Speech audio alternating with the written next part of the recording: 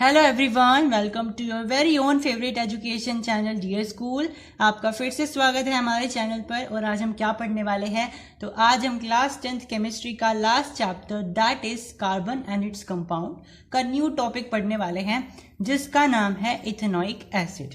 ठीक है, last lecture में मैंने आपको इथेनॉल के बारे में बताया था, उसकी सारी properties, physical properties, chemical properties. ठीक है, ये सारी चीजें मैंने आपको बताई थी। आज हम पढ़ने वाले हैं इथेनोइक एसिड के बारे में। ठीक है, उससे पहले मैं आपको बता दूं कि आज जो हमारा ये चैप्टर चल रहा है, आप लोग इसमें बहुत अच्छे अच्छे कमेंट कर रहे हैं, बहुत सपोर्ट कर रहे हैं, लेकिन आप हमारे चैनल को सब्सक्राइब नहीं करते हैं, आप भूल जाते हो। So I have to remind you कि आप हमारे चैनल को सब्सक्राइब जरूर कर दीजिए। तो चलिए स्टार्ट करते हैं आज की वीडियो को। तो भाई आज का हमारा टॉपिक है इथेनोइक एसिड। ठीक है, मैंने आपको इस चैप्टर में कई बार इसके बारे में बताया है। ये इथेनोइक एसिड होता है और इसका जो कॉमन नेम होता है वो एसिटिक एसिड होता है। ठीक है, इथेनोइक एसिड इसका नोमेनक्लेचर वाला नेम होता है, जो कि हम बाय रूल्स बनाते हैं। और जो इसका कॉमन नेम होता है यानी ट्राइवियल नेम होता है, वो एसिटिक एसिड होता है। बात करें इसके फॉर्मूले की, तो इसका फॉर्मूला होता है CH3COOH। ठीक है, इसका फॉर्मूला ये होता है। अब जिस तरीके से इथेनॉल हमारे होमोलोगस सीरीज में, अल्कोहल की होमोलोगस सीरीज में सेकंड मेंबर हुआ करता था, उसी तरीके से जो हमारी इथेनोइक एसिड है वो कार्बोक्सिलिक एसिड के होमोलोगस सीरीज का सेकंड मेंबर होती है। ठीक है, क्योंकि भाई इसमें इथ आया हुआ है, इथ का मतलब है सेकंड, यानी इसमें 2 कार्बन है, तो ये सेकंड मेंबर में आएगी ना होमोलोगस सीरीज के। यस, तो जैसे हमारी अल्कोहल हुआ करती थी, अल्कोहल में जो सेकंड मेंबर होता था होमोलोगस सीरीज का, वो कौन होता था? इथेनॉल होता था। इसी तरीके से जो हमारी इथेनोइक एसिड होती है वो कार्बोक्सिलिक एसिड के होमोलोगस सीरीज की सेकंड मेंबर होती है। Is it clear? यस। इसको आप एसिटिक एसिड भी बोलते हो, यानी कि कॉमन नेम इसका एसिटिक एसिड होता है। ठीक है, dilute solution of ethanoic acid in water is called vinegar. देखो, आपने सुना होगा सिरका जो आता है ना, व्हाइट सिरका आता है ना, विनेगर। वैसे तो सिरका घर भी बनाया जाता है, जो नेचुरल सिरका होता है, लेकिन उसको केमिकली भी बनाया जा सकता है। वो बनाया जाता है आपके इथेनोइक एसिड की हेल्प से। ठीक है, जो पानी जैसा दिखाई देता है ना, वो वाला जो आपके बाजार में मिलता है, उसको आप बोलते हो विनेगर।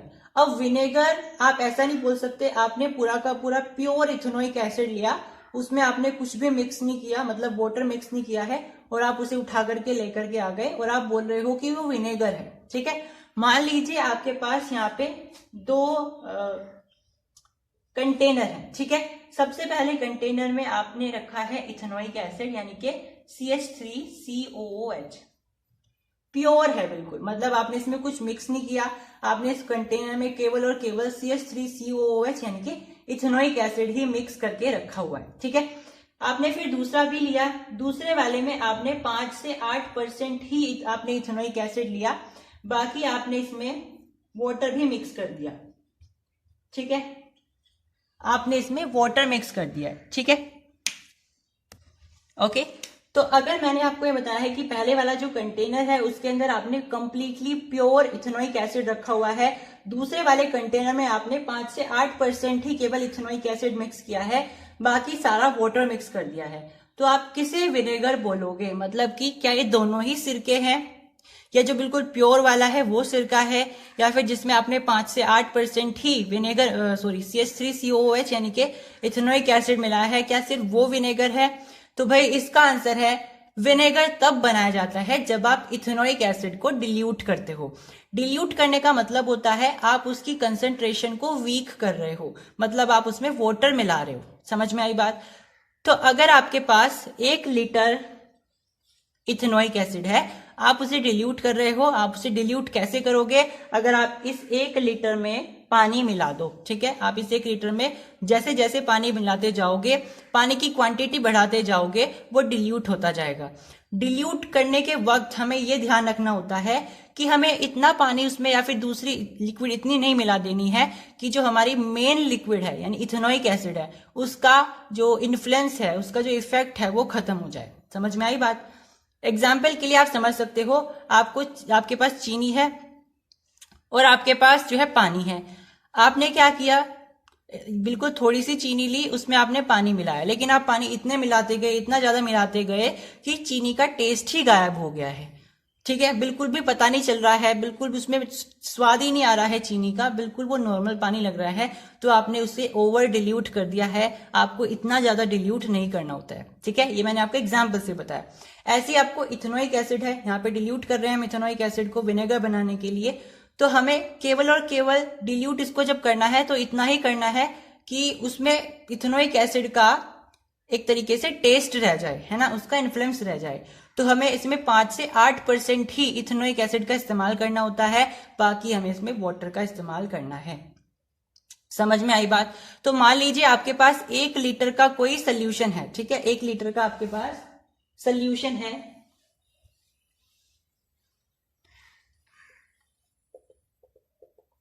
ये 1 लीटर का सोल्यूशन है।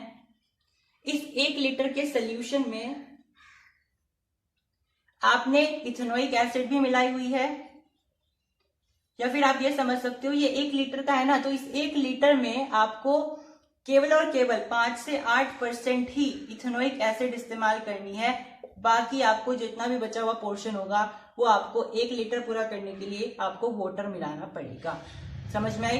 तो अगर आप 1 लीटर सोल्यूशन बनाना चाहते हो विनेगर का, तो आपको उस 1 लीटर में 5 से 8% इथेनोइक एसिड मिक्स करनी है, बाकी सारा पानी मिक्स करना है। समझ में आई बात? यस।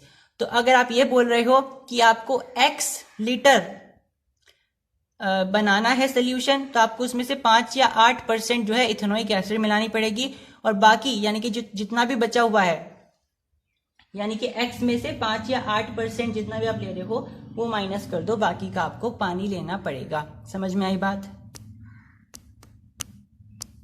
तो इससे रिलेटेड हम थोड़े से क्वेश्चन करेंगे, बट उससे पहले देख लेते हैं इथेनोइक एसिड की फिजिकल प्रॉपर्टीज।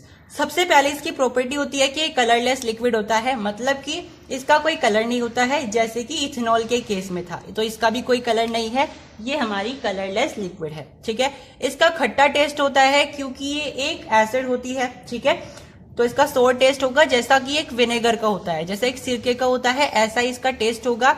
इसका बॉइलिंग पॉइंट अल्कोहल से ज्यादा होता है। ठीक है, कितना होता है इसका बॉइलिंग पॉइंट? 118 डिग्री सेल्सियस होता है। ठीक है, जब भी आप इसको फ्रीज करते हो, मतलब आप इसको ठंडा करने की कोशिश करते हो, कूल करने की कोशिश करते हो, तो ये ऐसा लगता है जैसे आपने बर्फ जमा दी हो। ठीक है, तो एक कलरलेस आइस क्यूब्स बनाता है, आइस सॉलिड्स बनाता है, जिन्हें आप बोलते हो ग्लेशियल इथेनोइक, मतलब बोल सकते हो ग्लेशियल इथेनोइक एसिड। ठीक है, समझ में आई बात? तो मान लीजिए आपके पास कोई भी इथेनोइक एसिड था, आप इसको यहाँ पे इमेजिन कर सकते हो इस तरीके से। आपके पास इथेनोइक एसिड था इस कंटेनर में, आपने क्या किया, उसको कूल कर दिया, मतलब कि आपने उसको फ्रीज कर दिया। फ्रीज करने के बाद इसमें से कुछ ऐसी सॉलिड्स निकल करके आएंगी। ये क्या है? ये आपकी कूल्ड सॉलिड्स हैं, मतलब कि आपने इस इथेनोइक एसिड को ठंडा करके ये सॉलिड्स बनाई हैं। ये बर्फ जैसी दिखेंगी, जैसे आपकी आइस क्यूब्स होती है ना, कुछ ऐसी ऐसी दिखेंगी। ठीक है, जैसे आप इसकी इथेनोइक एसिड को ठंडा करोगे। इन सॉलिड्स को आप एक स्पेशल नाम देते हो, जिस स्पेशल नाम, वो स्पेशल नाम कौन सा होता है? Glacial ethanoic acid. समझ में आई? यानी आप इथेनोइक एसिड को अगर ठंडा कर दे रहे हो, उसको सॉलिड की फॉर्म में लेकर के आ रहे हो, तो उसको आप ग्लेशियल इथेनोइक एसिड बोलोगे। समझ में आई बात? यस। नेक्स्ट इसकी फिजिकल प्रॉपर्टी होती है कि ये पानी में घुल जाता है, चाहे आप किसी भी प्रोपोर्शन में ले लो। यानी जैसे आपने इथेनॉल में देखा था ना, आप कितना भी वाटर उसमें मिला दो वो घुल जाएगा। ठीक है, आपको घोलना है तो आप वो घुल जाएगा। ठीक है, ध्यान रखना, डिल्यूशन अलग चीज होती है, मिसिबिलिटी अलग चीज होती है। ठीक है, डिल्यूशन में हम ये ध्यान रखते हैं कि कहीं हम इतना पानी ना मिला दे किसी चीज में कि उसका इन्फ्लुएंस ही खत्म हो जाए। जैसे मैंने आपको चीनी वाला एग्जांपल दिया था कि आप एक पर्टिकुलर चीनी में आप इतना पानी ना मिला दो कि उस चीनी का टेस्ट ही खत्म हो जाए। तो डिल्यूशन में हम इतना ध्यान रखते हैं कि आपको केवल उतना ही पानी मिलाना है कि उसमें पानी तो मिले, वो डिल्यूट तो हो, लेकिन उसका जो टेस्ट है वो बरकरार रहे। ठीक है, ऑफ कोर्स ये बात, आप चीनी में जब पानी मिलाओगे तो उसका टेस्ट तो थोड़ा डाउन होगा ही, लेकिन इस तरीके से हमें डिल्यूट करना होता है कि उसका टेस्ट बिल्कुल भाग ही ना जाए, उसका टेस्ट मेंटेन रहे, थोड़ा बहुत मेंटेन रहे। ठीक है, डिल्यूशन उसे बोलते हैं। लेकिन मिसिबिलिटी में हम ये ध्यान रखते ही नहीं है। मिक्सिबिलिटी में आप बस मिक्स करते जाते हो और ये देखते जाते हो क्या मिक्स हो रहा है। यस, तो आप चीनी अगर आप 2 दाने लोगे उसमें भी पानी मिक्स हो जाएगा। आप पूरा एक पूरा बोरा लोगे, ठीक है, उसमें भी मिक्स हो जाएगा। आप पानी की क्वांटिटी बढ़ा दीजिए। तो हम इसमें केवल ये चेक करते हैं कि क्या कोई सॉलिड यानी कोई सोल्यूट सॉल्वेंट में एक तरीके से मिक्स हो रहा है यानी मिक्सिबल है या नहीं, बस। तो मिक्सिबिलिटी हम उसे बोलते हैं अगर आप कोई सॉलिड्स किसी लिक्विड में मिक्स हो रहा है, दैट्स इज इट। ठीक है, सॉलिड लिक्विड में मिक्स होने का मतलब है सोल्यूट सॉल्वेंट में मिक्स हो रहा है या नहीं। एग्जाम्पल के लिए आपके पास यहाँ पे क्या रखा हुआ है, वाटर रखा हुआ है और आपके पास ये पॉलिथीन है, इसके अंदर आपने शुगर रखा हुआ है। तो इस शुगर को आप इसमें मिलाओगे तो ये शुगर क्या है, हमारी सोल्यूट है, और ये जो वाटर है जिसके अंदर आप शुगर को मिला रहे हो ये हमारी सॉल्वेंट है। समझ में आई बात। तो हमारा जो सोल्यूट होता है वो इस तरीके, सोल्यूट और सॉल्वेंट इस तरीके से होता है। ठीक है, जब आप इसको इसमें मिला दोगे यानी सोल्यूट को सॉल्वेंट में मिला दोगे तो इसका जो पूरा का पूरा मिश्रण तैयार होगा आप उसको बोलते हो सॉल्यूशन। समझ में आई बात। यस, तो यहाँ पे कहने की बात यह है कि इथेनोइक एसिड को आप चाहे जितने भी मतलब इथेनोइक एसिड के अंदर आप जितना भी पानी मिला दो वो मिक्स होती चली जाएगी। जैसे आपका तेल होता है, आप तेल पानी में मिलाओगे बट वो ऊपर ही तैरने लगता है, ठीक है, तो वो मिक्स नहीं हो पाता, तो वो मिसिबल नहीं होता है। लेकिन इथेनोइक एसिड मिक्स हो जाती है पानी में, आप चाहे किसी भी प्रोपोर्शन में मिला लो। समझ में आई बात। यस, तो भाई मैंने आपको बताया था ना कि विनेगर किस तरीके से प्रिपेयर किया जाता है। आप उसमें 5 से 8% इथेनोइक एसिड लेते हो और किसी पर्टिकुलर अमाउंट को पानी में मिला देते हो। ठीक है, तो आपको 5 से 8% इथेनोइक एसिड पानी में मिलाना होता है, तब जाकर के आप उसमें विनेगर मिलाते हो। तो इस चीज को आप न्यूमेरिकल से समझ सकते हो। ठीक है, आपको घबराना नहीं है, इस टॉपिक से न्यूमेरिकल आते नहीं है, लेकिन इस बात को समझाने के लिए मैंने ये न्यूमेरिकल बनाया है। ठीक है, तो चलिए इसको समझते हैं न्यूमेरिकल कहना क्या चाहता है। क्वेश्चन है, according to a factory of vinegar manufacturing, vinegar is prepared by mixing 5% of ethanoic acid in water. यानी एक फैक्ट्री है सिरका बनाने की, विनेगर बनाने की एक फैक्ट्री है, जिसके अनुसार हम विनेगर तब बना सकते हैं अगर हम 5% इथेनोइक एसिड लें और उसको पानी में मिला दें। ठीक है, तो क्वेश्चन कह रहा है आपको 5% ही लेनी है। मैंने बताया था 5 से 8% भी ले सकते हो, बट हमें क्वेश्चन के हिसाब से चलना पड़ेगा। आप 5% ही इसने बोला है, आपको 5% ही लेनी पड़ेगी। ठीक है, फिर वो कहता है, देखो यहां से लिखते चले जाओ, सोल्यूशन में हमें गिवन क्या क्या है। गिवन हमें है इथेनोइक एसिड, हमें 5% लेना है। ठीक है, फिर वो कह रहा है कि जो आपका रिजल्टेंट सोल्यूशन मिलेगा, मतलब कि एसिड को भी मिला करके, इथेनोइक एसिड को भी मिला करके और पानी को भी मिला करके जो आपका टोटल मिश्रण तैयार होगा वो 100 ml का होगा। समझ आई बात। तो आपके पास जो टोटल मिश्रण बचेगा वो 100 ml का होगा।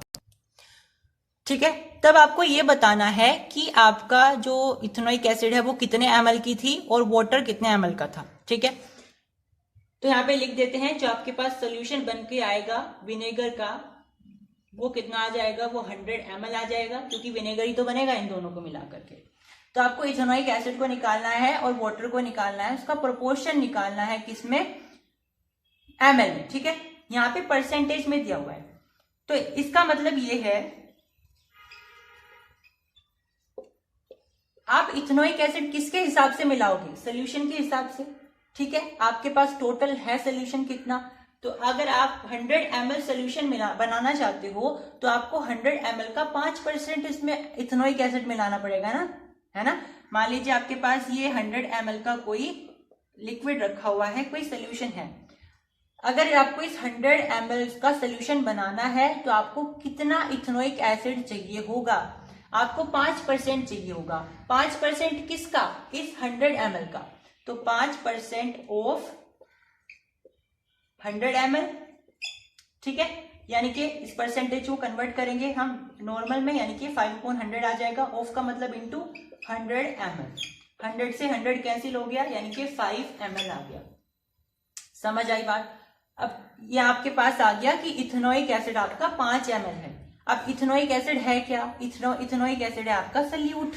ठीक है, और मैंने आपको ये भी बताया है कि जो आपका सल्यूट होता है, अगर आप उसमें सॉल्वेंट को ऐड कर दो तो आपके पास सोल्यूशन तैयार हो जाता है। यस, तो आपके पास यहाँ पे सल्यूट की वैल्यू कितनी आई है, 5 ml है ना, आपके पास 5 ml आई है। तो आप इस सल्यूट के जगह यहाँ पे लिख सकते हो 5 ml प्लस सोलवेंट, यानी कि आपको वाटर यहाँ पे फाइंड आउट करना है, यानी कि आपको वाटर की क्वांटिटी फाइंड आउट करनी है। तो आपने सोलवेंट की जगह वाटर क्वांटिटी रख दिया। सोल्यूशन आपका कितने का बनने वाला है, 100 ml का, तो आपने यहाँ पे 100 ml रख दिया। तो क्या आप यहाँ से वाटर क्वांटिटी निकाल सकते हो, बिल्कुल निकाल सकते हैं सर। तो यहाँ से आ जाएगा 100 ml माइनस 5 ml, यानी कि आपके पास आ जाएगा 95 ml। Is it clear? तो भाई मेरा कहने का मतलब है कि आपको जो है 5 से 8% इथेनोइक एसिड मिलाना है ना पानी में, ये आपको ऐसे ही नहीं मिला देना है। ऐसे तो ये भी हो जाएगा कि आप एक बाल्टी में 5 से 8% मिला दो, एक पूरे के पूरे टैंकर में 5 से 8% इथेनोइक एसिड मिला दो, तो क्या आपका विनेगर तैयार हो जाएगा? नहीं हो पाएगा। आपको वहां पे फिक्स करना पड़ेगा कि आपको जो इथेनोइक एसिड मिक्स करना है वो कितने पानी में मिक्स करना है, ठीक है। तो आपको वहां पे पूरी डिटेल दी गई होगी, जैसे मैंने यहाँ पे क्वेश्चन में दिया हुआ था, मैंने आपको क्वेश्चन में दिया था कि विनेगर तब तैयार होगा जब आप 100 ml में 5% मिलाओगे, यानी आपको पहले सोल्यूशन की क्वांटिटी फिक्स करनी पड़ेगी कि आपको 100 ml के अंदर 5% मिलाना है। समझ में आई बात? तभी आप बना पाओगे विनेगर। ऐसा नहीं है कि आप सिंपल ये कह दे रहे हो कि आपको 5 से 8% मिला देना है इथेनोइक एसिड वाटर में। अब वाटर की क्वांटिटी मतलब कि सोल्यूशन की क्वांटिटी भी आपको यहाँ पे फिक्स करनी पड़ेगी। नहीं तो ऐसे तो आप 5% जो इथेनोइक एसिड मिलाने वाले हो वो आप पूरे के पूरे 2 लीटर में मिला सकते हो, 3 लीटर में भी मिला सकते हो, पूरे के पूरे एक टैंकर में भी मिला सकते हो, लेकिन ऐसा नहीं होगा। ऐसे आपका विनेगर प्रिपेयर नहीं होगा। आपको यहाँ पे डिसाइड करना पड़ेगा कि आपके पास टोटल क्वांटिटी ऑफ सोल्यूशन कितनी चाहिए आपको, ठीक है। उसके हिसाब से फिर हम 5%, उसी का 5% उसका इथेनोइक एसिड मिलाएंगे। समझ में आई बात? मान लीजिए आपको यहाँ पे 25 लीटर सोल्यूशन बनाना है, किसका? विनेगर का। तो अगर हमें बोला गया है कि आपको 5% ही लेना है इथेनोइक एसिड की क्वांटिटी, तो इसका मतलब क्या है, 5% ऑफ 25 लीटर, यानी कि 25 डिवाइड बाय 100 इंटू 25, इतना लीटर आ जाएगा। इसको कैलकुलेट करेंगे तो हमारे पास आंसर क्या आ जाएगा, 4, यानी कि 5/4 लीटर, यानी 1 पॉइंट समथिंग आ जाएगा। तो 1 पॉइंट समथिंग लीटर आ जाएगा। अब देखो, आज तक इस कॉन्सेप्ट से रिलेटेड क्वेश्चन कभी बोर्ड में आए नहीं है कि आप इतने न्यूमेरिकल करिए इससे रिलेटेड, बट क्योंकि आपको सीबीएसई ने पहले ही बोल दिया है कि इस बार कंपटीशन जो कॉम्पिटेंसी बेस्ड वाले क्वेश्चन है वो ज्यादा आएंगे, ज्यादा परसेंटेज में आएंगे, तो हो सकता है ये ऐसे ऐसे कॉन्सेप्ट पे क्वेश्चन आ जाएं जिसकी आपने उम्मीद ही ना की हो, ठीक है। इसके बाद हमारे पास chemical properties of ethanoic acid, यानी कि जैसे हमने इथेनॉल की केमिकल प्रॉपर्टीज को देखा था उसी तरीके से इथेनोइक एसिड की भी केमिकल प्रॉपर्टीज होती हैं। मैंने आपको केमिकल प्रॉपर्टीज का मतलब कई बार बताया है, so I am not repeating that again, but here we are discussing only the chemical properties in detail.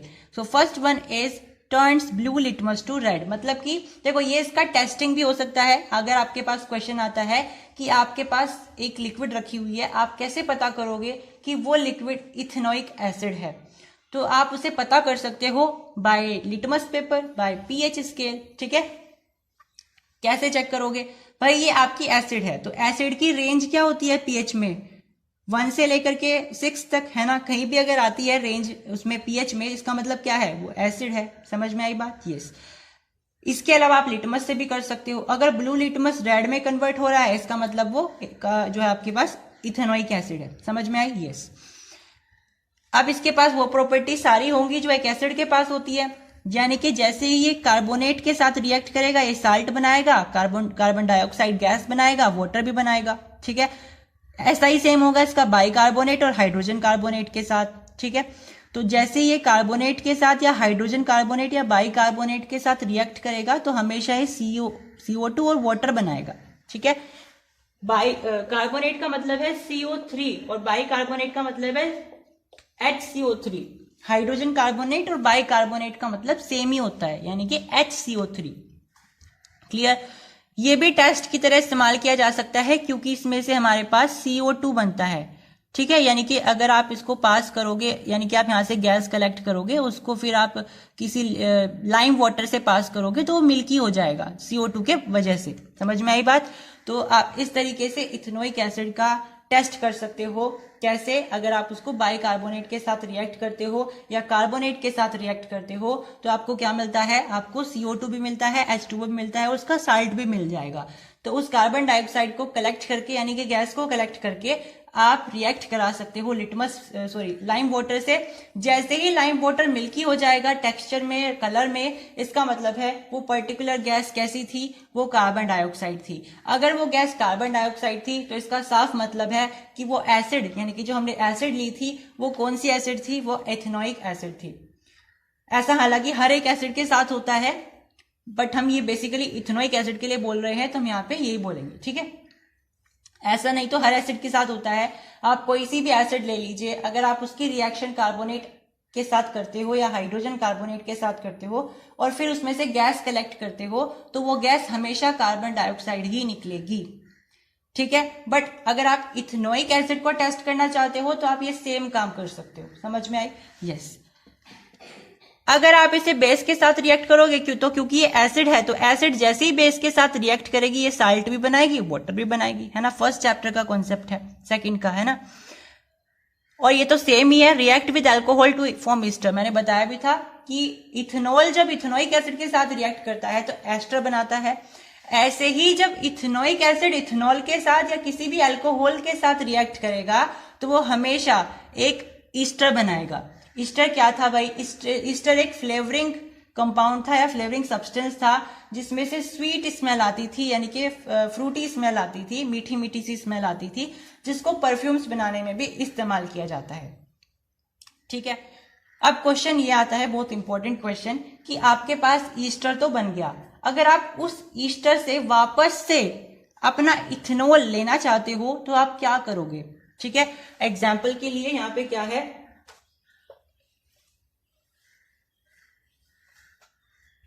मैंने क्या किया था, मैंने यहाँ पे इथेनॉल लिया था और इथेनॉल की रिएक्शन किससे कराई थी? इथेनोइक एसिड से कराई थी, फिर मुझे यहाँ पे ईस्टर मिल गया था, है ना। यही था बेसिक सा प्रोसेस। अब इस ईस्टर से मुझे अगर वापस से इथेनॉल चाहिए तो मुझे क्या करना पड़ेगा? तो भाई इस ईस्टर की रिएक्शन आप करा सकते हो NaOH से। ठीक है, NaOH से आप इसकी रिएक्शन करा सकते हो। जैसे आप इसकी NaOH से रिएक्शन कराओगे, इसको हीट करोगे तो आपके पास दो कंपाउंड बनेंगे, एक का नाम होगा सोडियम एसिटेट और दूसरे का नाम होगा इथेनॉल। तो देखो आपके पास इथेनॉल वापस से आ गया है, बट इसके साथ साथ आपके पास यहाँ पे आ गया है सोडियम एसिटेट। ठीक है, अब ये सोडियम एसिटेट जो आया है ये बेसिकली सोप बनाने के लिए इस्तेमाल किया जाता है, यानी कि जो आप घर पे साबुन का इस्तेमाल करते हो वो साबुन इस तरीके से ही बनाए जाते हैं। ठीक है, आप ईस्टर की रिएक्शन किसी बेसिक कंपाउंड से कराते हो और फिर आपके पास कोई भी ऐसा साल्ट बन जाता है जो कि आपका साबुन ही होता है। ठीक है, इस साबुन को आप फिर जैसे जैसे मॉडिफाई करते हो और अपना सोप तैयार करते हो। तो क्योंकि इस रिएक्शन में आपको सोप मिल रहा है, यानी कि ये साबुन मिल रहा है, तो आप इस रिएक्शन का नाम क्या रख दोगे? सैपोनिफिकेशन। ठीक है, तो जिस रिएक्शन से आपको साबुन मिलेगा उस रिएक्शन को आप क्या बोलोगे? सैपोनिफिकेशन। तो हमारे पास जो साबुन है वो कैसे बनता है? सैपोनिफिकेशन रिएक्शन से बनता है। और सैपोनिफिकेशन रिएक्शन क्या होती है? जब भी आप किसी ईस्टर को रिएक्ट करा देते हो किसी बेसिक साल्ट से, सॉरी बेसिक कंपाउंड से। ठीक है, आप कोई भी बेस ले लीजिए, स्ट्रॉन्ग बेस होना चाहिए। आप उस बेस से क्या बना सकते हो? ईस्टर की रिएक्शन करा के आप सोप्स बना सकते हो। ठीक है, ऐसे ही आपके पास जो सब्सटेंस क्लींसिंग एजेंट होते हैं, मतलब कि पानी में जाते ही जो सफाई का काम स्टार्ट कर दे, ऐसे सब्सटेंस को आप क्या बोलते हो? डिटर्जेंट बोलते हो। ठीक है, आपके पास डिटर्जेंट होते हैं घर पे, जैसे आप सर्फ एक्सेल हो गया, जैसे आपके पास है ना टाइड होता है, घड़ी होता है, ये सब क्या है? ये डिटर्जेंट्स होते हैं, है ना। तो ये डिटर्जेंट कैसे बनाए जाते हैं, फिर ये साबुन कैसे बनाए जाते हैं, ये सब हम आगे पढ़ने वाले हैं। ठीक है, तो ये जो साबुन बनता है ना ये डिटर्जेंट ही होता है। ठीक है, ये जो डिटर्जेंट होता है ये भी डिटर्जेंट होता है। तो कहने की बात ये है कि डिटर्जेंट के ही डेरिवेटिव्स होते हैं। समझ में आई बात? तो भाई डिटर्जेंट क्या होता है? कोई भी ऐसा सब्सटेंस जो कि पानी में जाते ही क्लींसिंग एक्शन को स्टार्ट कर दे। ठीक है, यानी कि आपने क्या किया, आपने एक कंटेनर में गंदगी रखी, कोई भी ऑयल पार्टिकल्स रखे, तेल के पार्टिकल्स रखे, फिर आपने उसमें एक ऐसा सब्सटेंस मिला दिया जिसके मिलाने से ही वो सारी गंदगी क्या हो गई, एक तरीके से सिमट गई, एक तरफ हो गई, यानी दूर हो गई। ठीक है, यानी कि उस सब्सटेंस के मिलाते ही इस कंटेनर की जो गंदगी थी वो दूर हो गई, यानी कि इस सब्सटेंस के इस कंटेनर में जाते ही क्लींसिंग एक्शन स्टार्ट हो गया। और क्लींसिंग एक्शन स्टार्ट हो गया है तो इसीलिए हम बोलेंगे कि ये पर्टिकुलर सब्सटेंस जो हमने इस लिक्विड में मिलाया था वो कौन था, वो डिटर्जेंट था। ठीक है, अब डिटर्जेंट दो तरीके के होते हैं। सबसे पहला डिटर्जेंट होता है सोपी डिटर्जेंट। सोपी डिटर्जेंट का मतलब केवल साबुन। ठीक है, एक होता है नॉन सोपी डिटर्जेंट। नॉन सोपी मतलब जो खाली आपके डिटर्जेंट्स होते हैं। समझ में आई बात? तो सोपी में कौन आ जाएंगे, जो आपके साबुन होते हैं, जैसे लक्स का साबुन हो गया, ठीक है, लाइफ बॉय का साबुन हो गया, डिटोल का साबुन हो गया। ये सारे जो साबुन होते हैं ये सोप्स में आते हैं, मतलब कि ये सोपी डिटर्जेंट होते हैं। समझ में आई? लेकिन जो आपके नॉन सोपी डिटर्जेंट होते हैं, यानी कि खाली डिटर्जेंट होते हैं, वो आपके जैसे घड़ी का जो आपका सर्फ होता है और जो आपका सर्फ एक्सेल होता है, ठीक है, ये सारे जो हैं आपके नॉन सोपी आ जाएंगे, यानी नॉन सोपी डिटर्जेंट में आ जाएंगे। ठीक है, अब आप पूछोगे कि इनको अलग अलग क्यों डिवाइड करा, जब ये दोनों डिटर्जेंट ही हैं तो इनको अलग अलग क्यों किया, और आप इनको एक ही डेरिवेटिव्स में से क्यों मान रहे हो? तो अलग अलग इसलिए किया क्योंकि इनकी प्रॉपर्टीज अलग अलग होती हैं। हम इनको आगे पढ़ेंगे प्रॉपर्टीज को। ये एक ही चीज के डेरिवेटिव क्यों है, मतलब इनको दोनों को ही डिटर्जेंट क्यों बोला जाता है, क्योंकि इनकी प्रॉपर्टीज कुछ कुछ सेम भी होती है। जैसे कि दोनों ही पानी में जाते ही अपना क्लींसिंग एक्शन स्टार्ट कर देगी, है ना। तो भाई ऐसा कोई भी सब्सटेंस जो कि पानी में जाते ही अपना क्लींसिंग एक्शन स्टार्ट कर दे।